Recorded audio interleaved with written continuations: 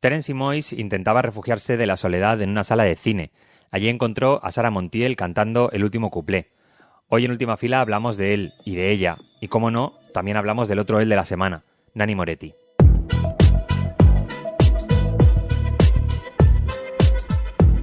Última Fila.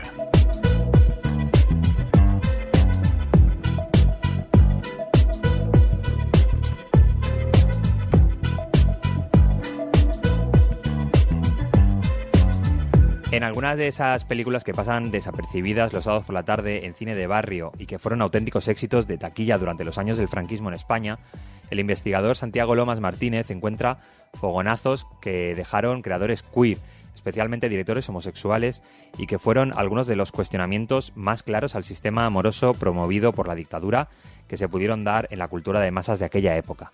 Lomas se sienta con nosotros en la Última Fila para analizar esos fogonazos, darles contexto, quitarnos prejuicios y ponernos deberes cinéfilos.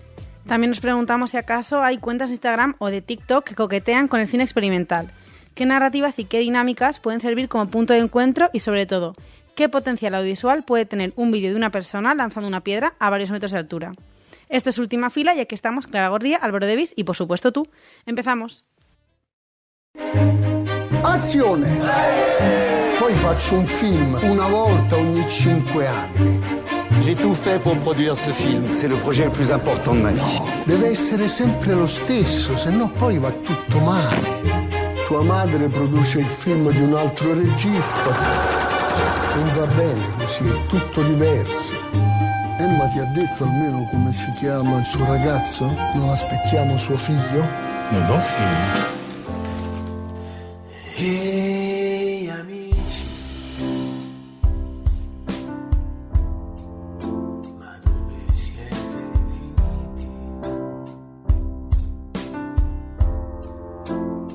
Después de unos maravillosos créditos iniciales, Moretti empieza su película tal y como mi abuelo empezó las fiestas de mi pueblo, con la llegada del alumbrado eléctrico. De la historia de la fiesta de luz y de la pedanía del Barriete en Requena ya os hablaré otro día. Hoy vengo a hablar del Sol del Futuro. Si esperabas, como yo, ver la secuela de Caro Diario, pues lo siento amigo, este no es tu día de suerte.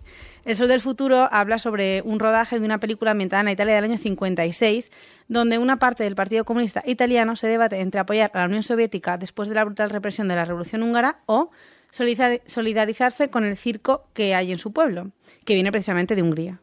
Y de otra, la película, la que estamos viendo, y que no es más ni menos que la propia vida del director, Giovanni. En este caso, Nanni Moretti pues, se ha puesto su nombre de pila.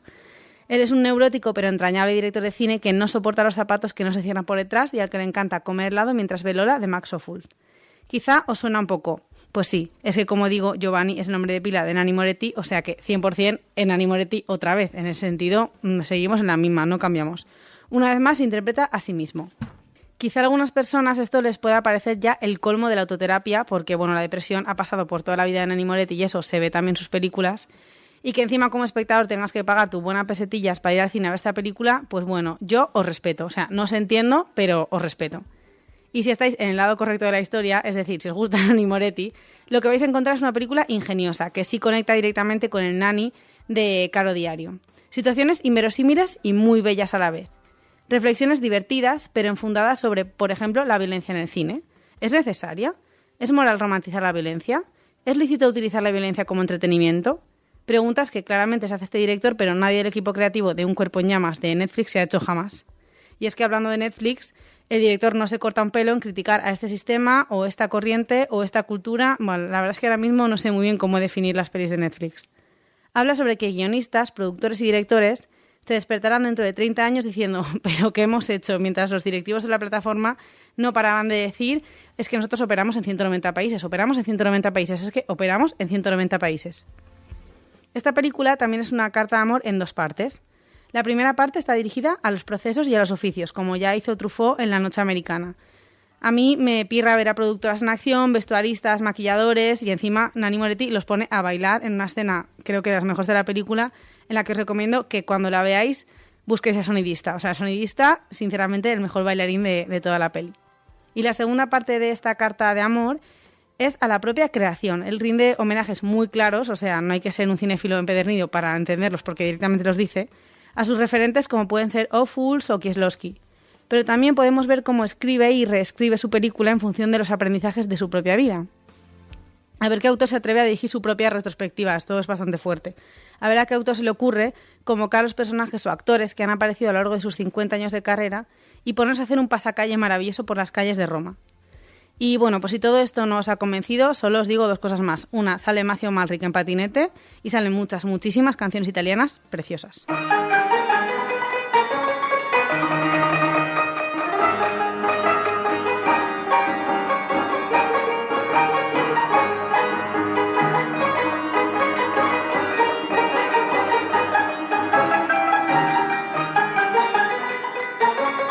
Cuanto más oscuro es un lugar, más brillan los pequeños halos de luz que se pueden colar del exterior y que se evidencian por sí mismos. En los años más complicados del franquismo para la cultura asediada por la censura, algunos blockbusters pudieron relucir en aquella oscuridad con pequeños gestos, subtramas y personajes que cuestionaban, de manera más o menos sutil, el modelo único de familia tradicional promovido por la dictadura. Esos desafíos tuvieron detrás nombres y apellidos como Juan de Orduña, Antonio Masguindal, Luis Sanz o Rafael de León. Santiago Lomas Martínez ha publicado con la editorial Laertes el ensayo Creadores queer en el cine español del franquismo, subcultura homosexual y género. Un riguroso estudio de algunas de estas películas, de los signos de los tiempos, de los atajos y de los caminos que esquivaron la censura, pero también del cine como reflejo de las propias preocupaciones de estos creadores, del amor como un melodrama del que es imposible escapar, de una apisonadora cultural e ideológica y, claro, de las divas, los musicales y lo camp como refugio ante el paisaje desolador. Lomas Martínez se sienta con nosotros para hablar de este ensayo y también del ciclo A la contra y desde abajo, disidencias sexuales y de género en torno al cine español 1969-1983, que se podrá ver en Filmoteca Española a partir de la semana que viene y hasta finales de octubre, y que ha comisariado junto a Alberto Berzosa.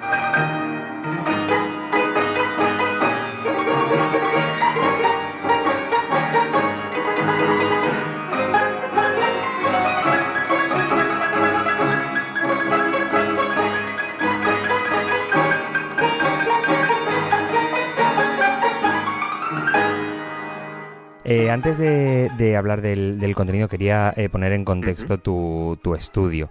Te quería preguntar, bueno, qué referencias teníamos, ¿no? Porque es verdad que el cine español hay como zonas muy iluminadas y muy estudiadas y otras filmografías, bueno, pues muy oscuras aún, ¿no? Entonces yo te quería preguntar, porque hay una extensa bibliografía, citas especialmente a Mira, si no digo mal, Alberto Mira.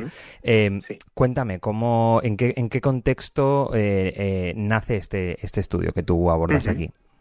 Pues realmente fue una investigación bastante larga, al final se alarga casi una década, porque era una especie de, no sé si muñeca rusa, ¿no? Pero sí como que tirabas de un hilo y tirabas y al final, bueno, pues salió todo el proyecto, que realmente fue mi tesis doctoral. Yo me doctoré con esta investigación y luego el libro, digamos que es una versión adaptada, resumida, bueno, pues para un público más general. Empezó durante mi formación, digamos, académica, mi trabajo fin de grado, mi trabajo fin de máster y bueno, sobre todo, así un poco por el tema que decías de contextualización, mi interés viene sobre todo de la cuestión de los creadores, ¿no? Y de ver que el periodo del franquismo estaba bastante por investigar, por así decir. Los estudios queer sobre cine español son relativamente recientes, pues en los 90 está ahí un poco Paul Julian Smith, luego llega Alberto Mira, después pues Alejandro Melero, ¿no? Va habiendo algunos autores que van marcando ahí el camino, pero sobre todo la bibliografía estaba más centrada en cuestiones, digamos, de representación identitaria, ¿no? Y a mí me interesaba mucho la cuestión de la cultura compartida, ¿no? De lo que podemos hablar mucho en el cine del franquismo, ¿no? Aunque no se pueden hacer tantas representaciones explícitas o tan explícitas como igual se hubiera querido, esa cultura compartida, codificada y demás, sí que puede aparecer en las películas y por resumir mucho, eso es un poco el objetivo principal del libro, ¿no? Redescubrir eso. Por eso hablamos o hablas continuamente de subcultura, ¿no? Porque la referencia no es tan explícita, sino que hay que rascar un poco para entender esos signos de representación que de alguna manera dejaron. Te quería preguntar, primero, luego hablaremos de las diferentes etapas que tú de alguna manera analizas. Cuando hablamos de esta serie de creadores que bueno, son una buena lista de nombres, pero a la vez no son tantos, ¿no? Y muchos colaboran entre ellos. No sé si de alguna manera estos creadores tomaban el privilegio que les daba que comercialmente estas películas funcionaban bien, las películas que hacían, para de alguna manera crear un refugio en torno a ellos mismos para poder también relacionarse en sí, ¿no? Que no solamente fuera una escena, ¿no? Sino que también fuera un refugio con ellos a partir de la práctica profesional suya. Sí, un poco cada creador tiene su situación particular. Es cierto que para mí era importante dejarlo claro en la contextualización histórica, ¿no? Que en general estos creadores son personas bien posicionadas social, económicamente, ¿no? Ha habido historiadores que en los últimos años han evidenciado que durante el franquismo la persecución de la homosexualidad tenía como un doble rasero, ¿no? Y con la gente digamos, mejor posicionada social, económicamente, no era tan dura como con aquellos que pertenecían a clases más populares, ¿no? Entonces, eso, por un lado, es una cuestión importante. Sí, me ibas a decir.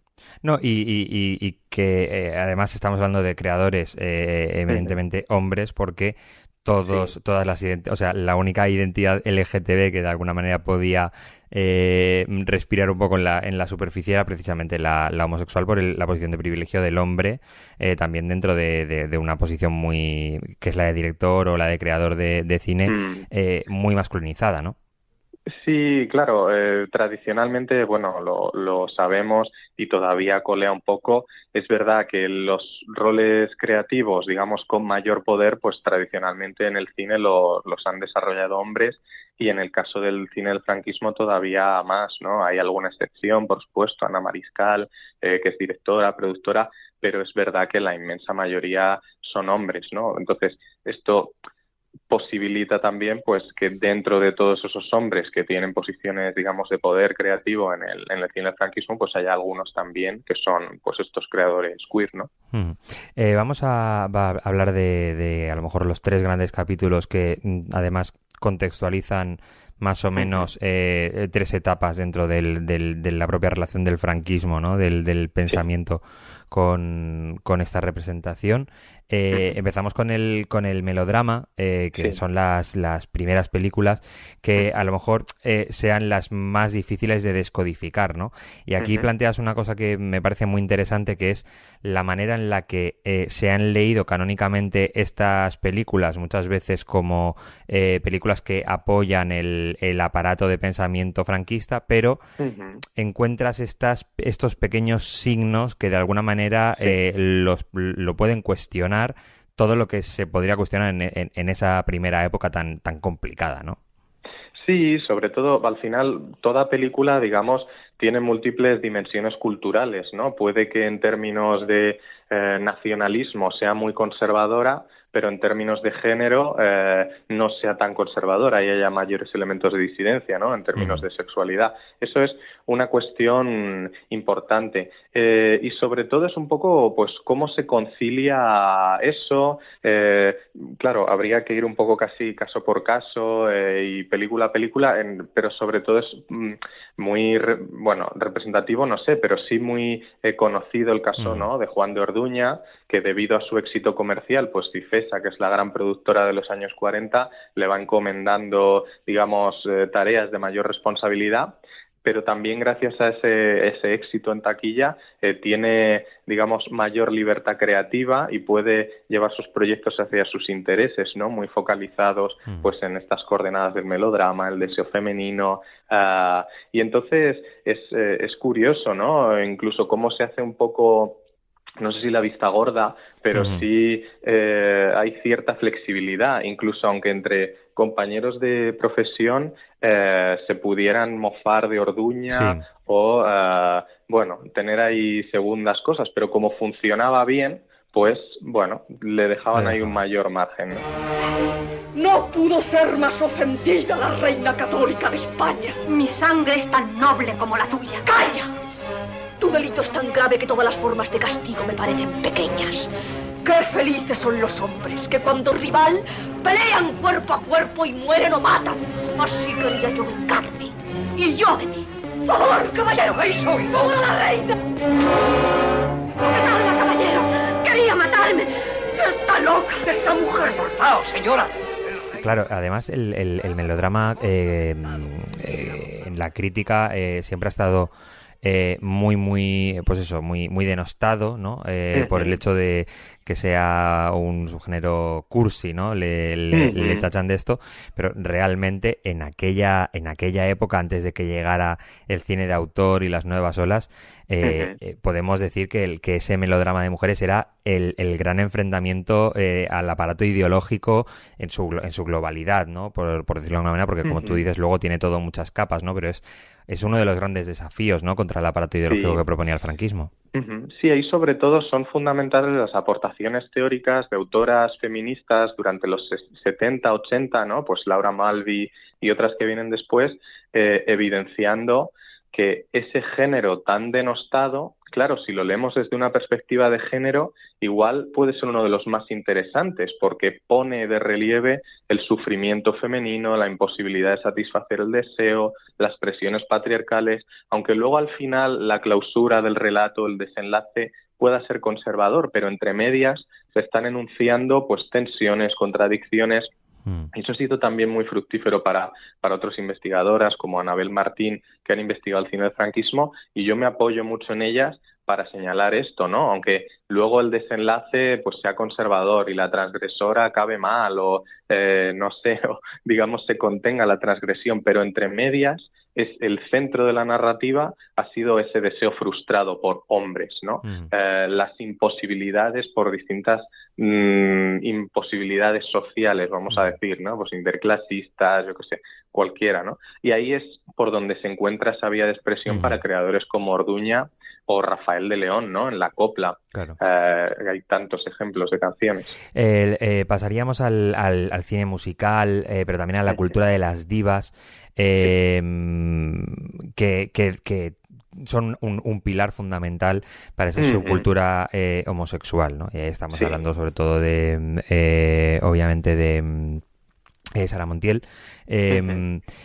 Y como tú decías, ¿no? Leyendo las sinopsis de algunas de las películas que analizas, en efecto, las tramas conforme se va desarrollando la película es esa figura femenina que tiene la capacidad de escapar de las cosas, ¿no? O escapar del orden establecido. O como mínimo enfrentarlo, ¿no? Enfrentarlo ya sea con lágrimas, ya sea con un enfrentamiento verbal o ya sea con el adulterio, ¿no? Sí, sobre todo la figura de la diva tiene una cosa muy importante y con la que es fácil identificarse desde esa, digamos, subcultura tradicional, que es la máscara pública, ¿no? Ella tiene pues una vida, digamos, transgresora en términos sexuales, en términos de género, pero luego pase lo que pase tiene que salir al escenario y performar y por muy dramática que sea su vida, tiene que salir al escenario a darlo todo, ¿no? Bueno, hay varias cosas en torno a la figura de la diva con las que se establecen fuertes vínculos de identificación y sobre todo esta línea del contraste entre lo público y lo privado, la diva como figura transgresora, pero que a la vez pues tiene que salir a dar la cara, son cuestiones muy relevantes en estas películas y también en otras películas de culto subcultural, ¿no? No solo estas realizadas en esta época, sino fuera, ¿no? Desde Ha nacido una estrella con Judy Garland, en fin, incluso la propia mitología de Judy Garland o de María Callas, son cuestiones muy importantes a nivel subcultural.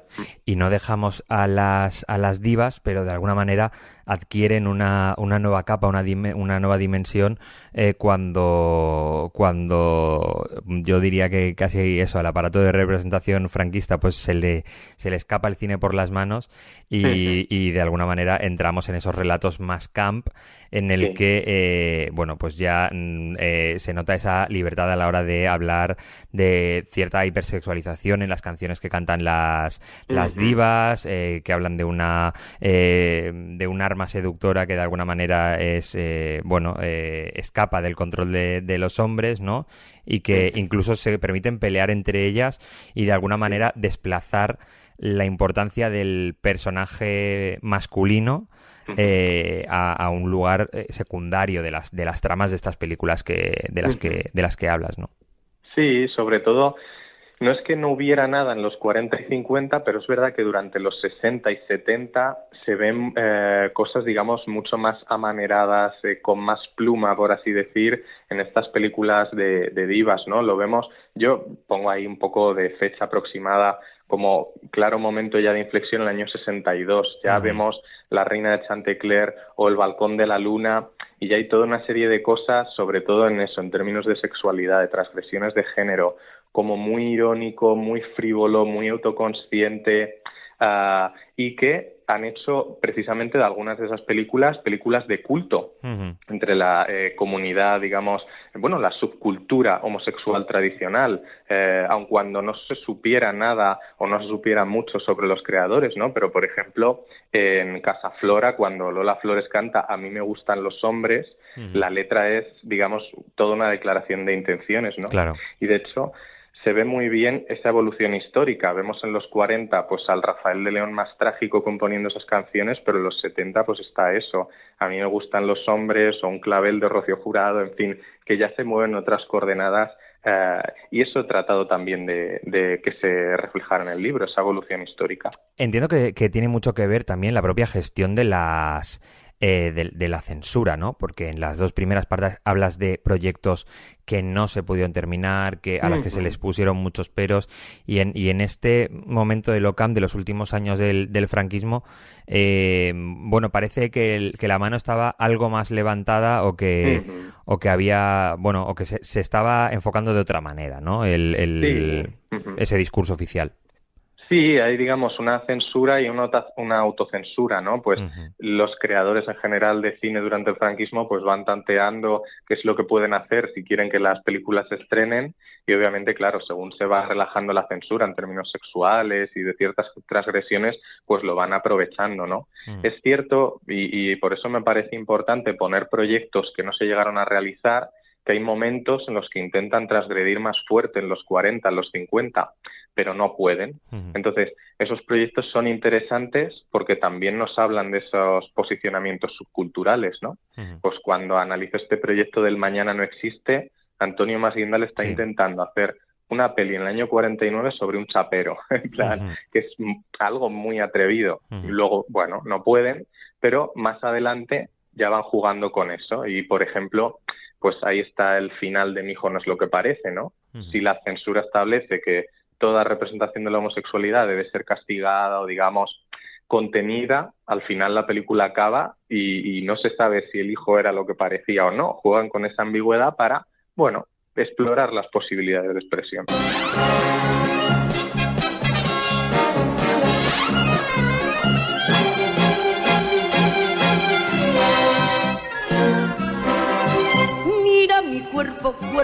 Cuerpo moreno, mira mi modo de andar. Si tú me diera veneno, yo iba a tomar. Mira mis ojos de mora, negro como la pasión, carbones que hora tras hora enciende tu corazón. Mira mi cuerpo moreno, mira mi modo de andar. Si tú me... hay un aspecto que me parece muy interesante del que hablas, que es muchas veces la percepción o la valoración que hacen las actrices especialmente de ese trabajo con estos directores. Te centras sobre todo en Juan de Orduña y en esa sensibilidad especial que decían, ¿no? Las actrices, o que decían que era el director que mejor sabía manejar a mujeres. Y te quería preguntar por la implicación, porque claro, un director solo con una película pues no la levanta, ¿no? ¿Cuál era la implicación del resto, del sistema de alguna manera cinematográfico de estas películas y de estos creadores, que no sé si los hacían de menos o tuvo que llegar el éxito comercial para que las estrellas se implicaran con ellos, ¿no? Bueno, realmente lo que habría que ver es un poco caso a caso. Ahí esa ha sido una de mis obsesiones, que como no se puede generalizar, pues hay que ver Orduña en qué momento, porque claro, no es igual a finales de los 40, que está en todo su esplendor y poderío, por así decir, que en los 60, que está de capa caída y pues tiene que hacer obras, digamos, más alimenticias. Ahí va un poco en función de épocas. Por ejemplo, el periodo de Orduña de Cifesa, claro, es que las películas que él hace ganan muchos premios, funcionan bien con el público, pues tiene mayor margen de libertad creativa. Otra cosa importante es si llegan a ser sus propios productores. En el caso de Orduña es su propio productor. En el caso de Luis Sanz, pues crea su propia productora, pero a la vez él representa a los actores, actrices que lleva, con lo cual, digamos, bueno, hay más control sobre lo que se está creando.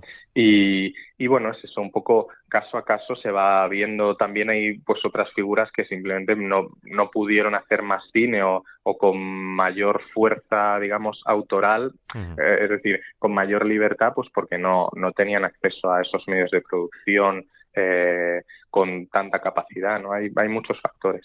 No te quiero dejar de preguntar por el ciclo que has comisariado para Filmoteca Española, A la contra y desde abajo, disidencias sexuales y de género en el cine español entre los años 1969 y 1983. Y te quería preguntar precisamente cuánto le debemos y cuánto debemos criticar a las primeras películas que se hicieron, o ya en libertad o ya con la censura, pues o desapareciendo o ya directamente desaparecida. ¿Eran relatos inmaduros o fueron relatos que abrieron muchas ventanas? Supongo que otra vez hay que ir como película a película, ¿no? Claro. Porque hay obviamente películas como Me siento extraña o como Bestia de azul o Caña especialmente, pero no sé si de manera general podemos hacer una radiografía de cuánto aportaron esas primeras películas. Bueno, sobre todo lo que hemos hecho con este ciclo que he comisariado junto a Alberto Berzosa ha sido como hacer un mapa de tipos de cine que giran en torno pues a, digamos, la cultura LGTB, pero como más creada desde dentro, es decir, desde ese cine subcultural integrado en la industria que trabajo en el libro de Creadores Queer, a sobre todo la gran especialidad de Alberto, que es rescatar pues cine más marginal, underground, que circula por otros circuitos que no son el del cine comercial ni el del cine de autor. Por supuesto, también el cine de autor lo hemos querido incluir ahí. Y un poco, claro, es verdad que durante los 70, claro, como van desapareciendo los tabúes censores en torno a la sexualidad, proliferan muchas representaciones y no todas son muy buenas, porque, digamos, quienes controlan los medios de producción y se expresan, en la mayoría de los casos, no es la propia gente LGTB. Y entonces, bueno, ahí sobre todo habría que remitirnos, yo creo, al libro de Alejandro Melero, Placeres ocultos, que estudia los principales paradigmas. Aquí nosotros hemos tratado como que hubiera una mayor cercanía a la propia cultura y que la mayor parte de las películas elegidas o fueran creadas desde la subcultura, la cultura LGTB, o bien que fueran en general respetuosas. Ahí el principal problema, por supuesto, las personas trans son las menos representadas. Claro. Pero el principal problema, sobre todo, gira en torno al universo del lesbianismo. Es decir, por lo que hablábamos antes, hay pocas mujeres creadoras, con lo cual hay muchas menos mujeres lesbianas o bisexuales, y también que es que el lesbianismo es apropiado miles de veces desde miradas, vamos a decir, androcéntricas, como un reclamo para el placer visual masculino, ¿no? Y muchísimo cine exploitation erótico de destape de la época utiliza el lesbianismo, pero desde una mirada como masculina, heterosexual, como morbo. Y ahí un poco es donde, por supuesto, dejando en primer plano, claro, la cuestión de las personas trans, que son las menos representadas, pero es verdad que hay muchas más imágenes de la homosexualidad masculina, tanto en un cine más comercial, como en un cine más autoral, como incluso en el cine underground, que de mujeres lesbianas. Ahí hemos tenido incluso un poco problemas a la hora de qué películas seleccionamos, porque, por ejemplo,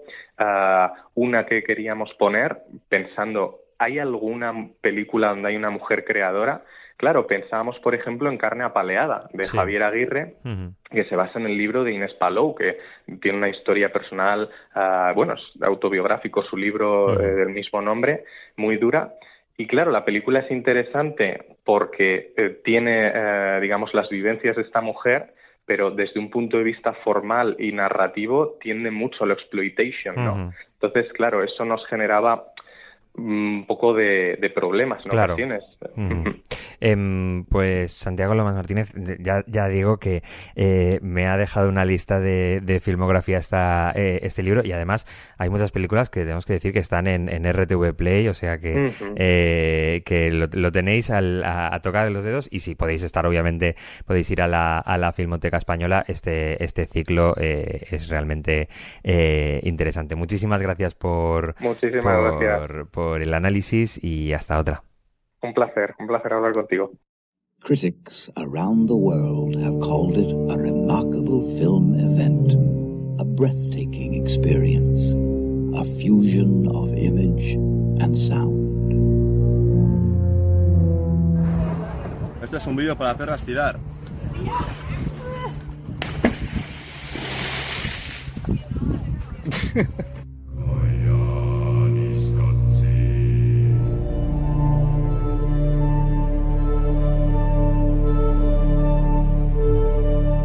Hace 40 años y un día, el 14 de septiembre de 1983, se estrenaba en salas el documental Koyaanisqatsi. Un año antes, el 4 de octubre del 82, en el Radio City Hall de Nueva York, Godfrey Reggio lo presentaba ante una atónita mirada de 5.000 personas. Al acabar el pase, ya se había convertido en un documental de culto. Lo que allí vieron esas 5.000 personas es una reflexión sobre el hombre y la naturaleza. Una película sin diálogos que muestra una tras otra, o muchas veces superpuestas, imágenes del mundo que habitamos o que habitaban durante los años en los que se rodó la película. Mi parte preferida de todo el documental, sin duda, son los minutos y minutos que muestran edificios derrumbándose uno tras otro y tras otro. Y todo esto con la banda sonora de Philip Glass, o sea, una experiencia bastante fuerte. Lo que el director pretendía con esta película era utilizarse de imágenes de gran impacto visual, pero también emocional, para sumergir al espectador en una especie de estado hipnótico y reflexionar sobre el impacto destructivo del hombre moderno en el medio ambiente. Y de ahí su nombre, Koyaanisqatsi, vida fuera del equilibrio, en lengua de los Hopi, una antigua tribu americana que habita en la meseta central de Estados Unidos. Saltamos 40 años hasta el día de hoy, y yo pienso en otro lugar también plagado de imágenes donde no reflexiono tanto sobre el impacto del hombre en el medio ambiente, pero claramente sí que me quedo hipnotizada. Esto es TikTok. Y en esta montaña inabarcable de rapidísimas imágenes y estímulos encuentro un diamante en bruto, o sea, encuentro una piedra. Hay una cuenta que se llama Piedras Tirar, y es una cuenta que solo tiene gente que tira piedras al agua. Normalmente son hombres y la realización del vídeo, todos son iguales. Es gente diciendo, esto es un vídeo para piedras tirar, y tirando una piedra al agua. Es que incluso el nombre, igual que Koyaanisqatsi era curioso, es raro, ¿no? O sea, piedras tirar ni siquiera es como cuenta de tirar piedras, es piedras tirar. Le falta un adverbio o un adjetivo, bueno, no sé cómo se dice, pero como un algo. Bueno, aquí te puedes pasar horas y horas viendo piedras cayendo al río, y os voy a decir, normalmente lo que se valora es distancia desde donde se tira la piedra y tamaño de la piedra. Hoy, por ejemplo, he visto un vídeo que tira una piedra desde una colina, con lo cual se valoraba también que rodaba hasta el agua. Todas estas cosas son pequeñas licencias poéticas que se van dando los creadores para ir cambiando los vídeos. Entonces, en este punto yo me pregunto, o sea, Koyaanisqatsi podría haber sido una cuenta de TikTok y Piedras Tirar podría haber sido un documental de culto. Pues la verdad es que no lo sé, pero para acabar el programa, Álvaro, te voy a hacer hoy una prueba. Vale. Voy a leerte una crítica del documental de Letterboxd y también un comentario de la cuenta de Piedras Tirar. Si la seguís no os podéis perder los comentarios, son brutales, pero he elegido uno. Y tú tienes que adivinar cuál es cuál, ¿vale? Vamos a intentarlo, va.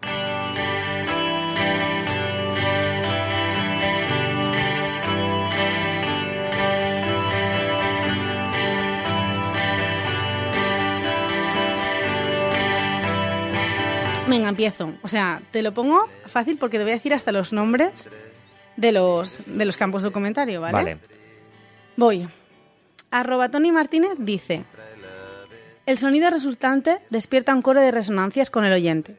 Este plumaje acuático reverbera en los tímpanos, recordándonos la riqueza de la experiencia auditiva en la percepción cinematográfica. Cada onda sonora que emana se convierte en una expresión efímera de comunicación entre el hombre y su entorno, una sintonía e interacción. En última instancia, este acto, en su aparente simplicidad, es un recordatorio de la belleza efímera de la vida misma, una chispa de intención en el vasto flujo del universo. Esta escena, en su aparente simplicidad, encierra una poesía innegable y nos invita a contemplar la profundidad de la existencia a través de la lente del cine. Muy bien. ¿Vale? Primer comentario. @señor cara de papa Sí. dice: no sabía qué esperar. Sin embargo, en el visionado me di cuenta que tenía mucho que ofrecer. Impresiona por sus majestuosas tomas y conduce al espectador a la reflexión. En mi interpretación, nos muestra la evolución del ser humano que ha tenido en el transcurso de la historia, de pasar de vivir de la naturaleza a apoderarse de ella y transformarla a su antojo. Este hecho es mostrado con los contrastes entre la naturaleza y la civilización. Las tomas realizadas son de gran lirismo y provocan armonía. El mensaje final nos hace reflexionar sobre nosotros y en qué estamos convirtiendo nuestro planeta. Merece la pena verlo.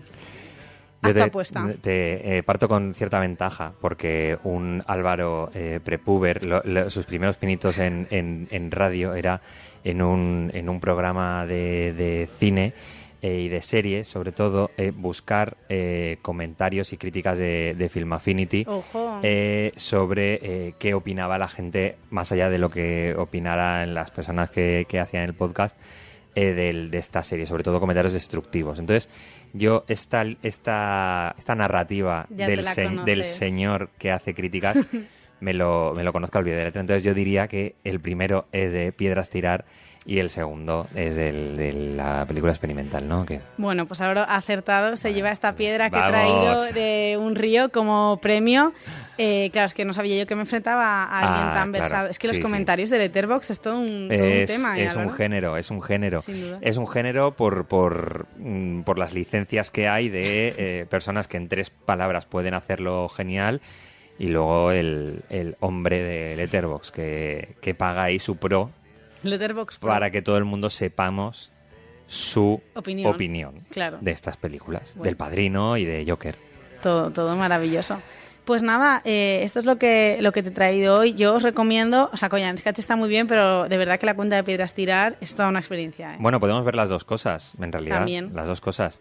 Esto es Última Fila. La semana pasada Esperanza Gracia, esto cuentas de TikTok para introducirse dentro del mundo del cine experimental. Dentro de 7 días... Más cine, más cuentas de TikTok. Realmente sí, creo que más cuentas de TikTok. Sí, es que además tiramos del hilo de TikTok, ya os contaremos.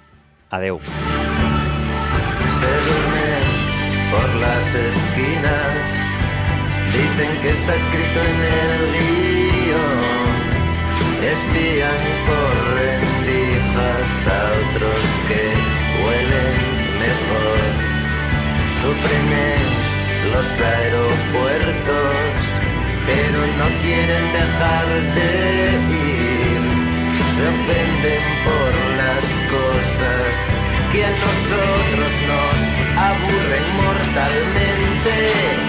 Esta es Raquel, dice que algo cree en Dios, guarda un arma ilegal con las bragas en algún cajón. Se presenta así: yo soy una hija de la transición. Hay gente tan adorable como actores poco memorables trabajan en este film.